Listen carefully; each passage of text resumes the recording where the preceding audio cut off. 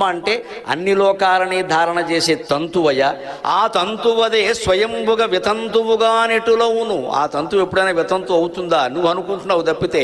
వితంతువైనా సతంతువైనా తల్లి తల్లి, ఆవిడ జగన్మాతతో సమానం, గౌరవించి తీరాల్సిందే. ఆవిడ ఎదురొస్తే సకల శుభాలు జరుగుతాయి. నేను గృహప్రవేశం చేసినప్పుడల్లా 30 ఏళ్ళు వితంతువుగా ఉన్న నా తల్లి చేత కొబ్బరికాయ కొట్టించి నేను గృహప్రవేశం చేశా. పిచ్చి నమ్మకాలు వదిలిపెట్టండి. తల్లిని మించిన దైవం లేదు, తండ్రిని మించిన దైవం లేడు. వాళ్ళే కొబ్బరికాయ కొట్టాలి. వాళ్ళు ఏ స్థితిలో ఉండనేయండి. వాళ్ళు నేను కొట్టలేను అంటే వేరే విషయం, అది వాళ్ళకే ముందు ప్రాధాన్యం. ఈ నమ్మకాల ముందు ఆడాళ్లే వదులుకోవాలమ్మా. ఆడాళ్ళకి ఎక్కువ అవుతున్నాయి బాగా ఈ మధ్యన. ఏ రకంగా ఆక్షేపిద్దామా, ఏ రకంగా ఉండి రాకుండా చేసేద్దామా అక్కడికి.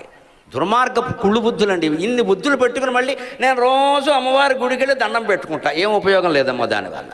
అమ్మవారికి తెలుసు నువ్వు వాడుతున్న నాటకం అంతా. పెద్దాళ్ళని ఎంత అవమానిస్తున్నావో అమ్మవారు చూస్తుంది.